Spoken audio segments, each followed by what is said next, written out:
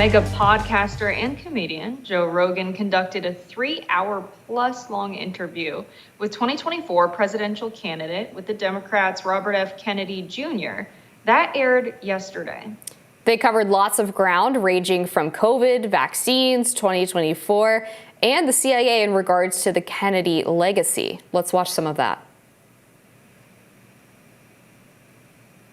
But what do you think happens when you get into office? Like, if you're talking about your uncle who's assassinated and you believe the intelligence agencies were part of that, what happens to you? Well, I gotta be careful. I mean, I'm aware of that, and I'm not, I'm aware of that danger, and I don't live in fear of it, at all. But I'm not stupid about it, and I take precautions.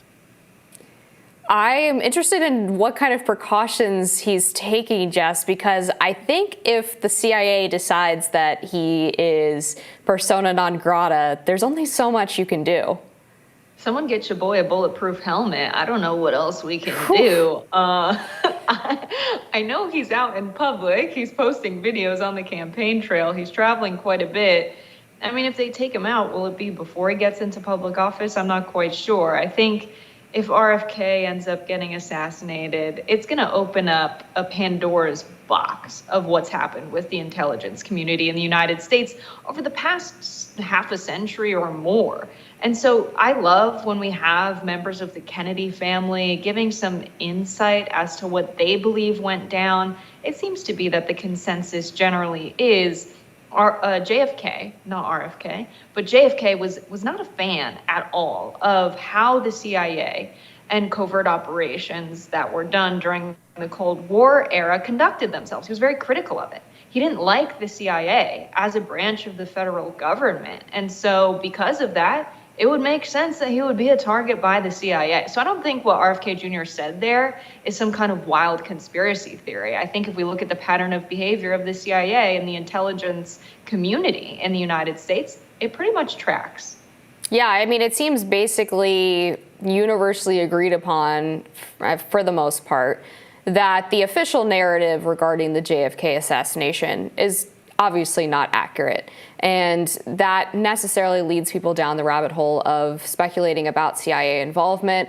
And that's a pretty widely accepted theory at this point. I mean, 10 years ago, 15 years ago, it might have been called a conspiracy theory, but now people are actually taking that seriously. And I think it's nice to see, as you said, a member of the Kennedy family who's willing to sort of buck the political establishment and speak openly about all of this, and not just regarding the assassination, but also some of the other topics that were covered in the interview, whether it was the pandemic, the vaccine mandates, and he's talked a lot about energy policy as well. It's all just super fascinating. And the fact that he went for 3+ hours on Joe Rogan, I think speaks very highly to his ability to campaign and to talk to people and get his ideas out there, because that's an incredibly difficult thing to do. I think I've only ever done one podcast that was longer than an hour, hour and a half, and that's hard work, especially with his voice condition. So I give him a lot of props for doing that. Yeah, and props to everybody who listened through the whole 3 hours of RFK Jr.'s voice. It's a tough voice to listen to, but he does have some good things to say, which is really what's important here.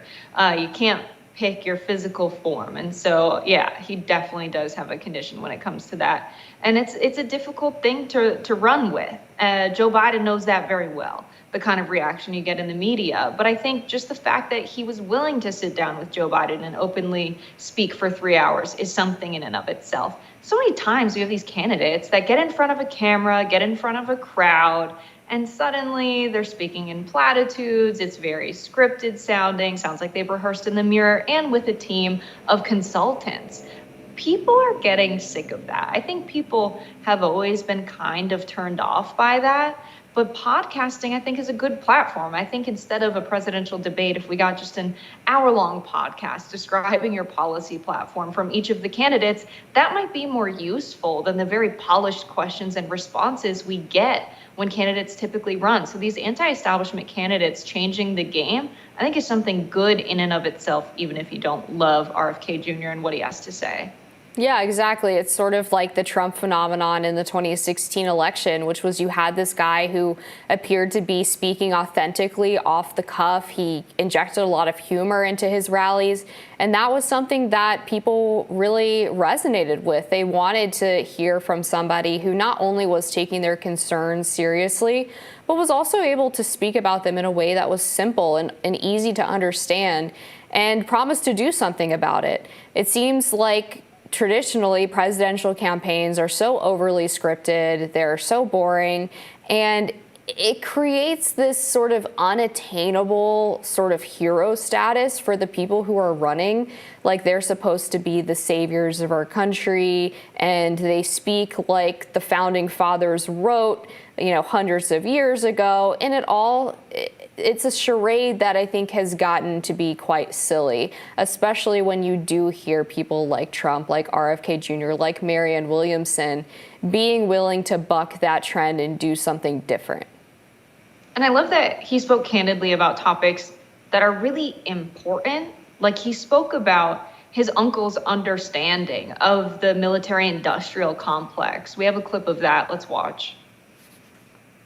My uncle, John Kennedy, did that. He refused to go to war. So he was surrounded by military-industrial complex, and he learned very early and an intelligence apparatus that he realized early on that the purpose of the CIA and the intelligence apparatus was to create a constant pipeline of new wars for the military-industrial complex. 3 days before he took the oath of office, Eisenhower, who was the outgoing president, gave what is probably the most important speech in American history, which was, where he warned against the military-industrial complex. I was at my uncle's inauguration. I was in Washington that day.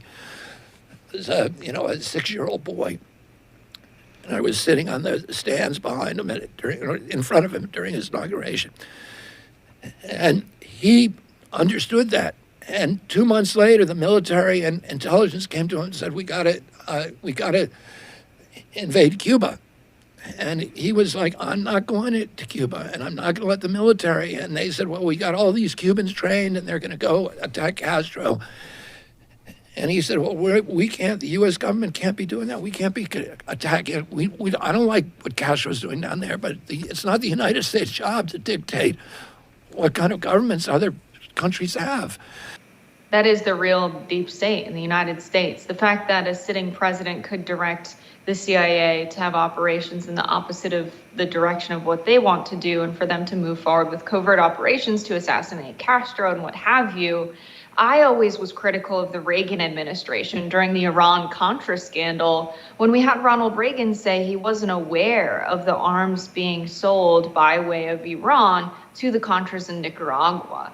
But based off of what the CIA operations were in Cuba and what JFK's position was, it does really seem to me that you had the CIA operating kind of independent of our chief executive officer, which is really concerning. And I just appreciate how open RFK Jr. is with all of this.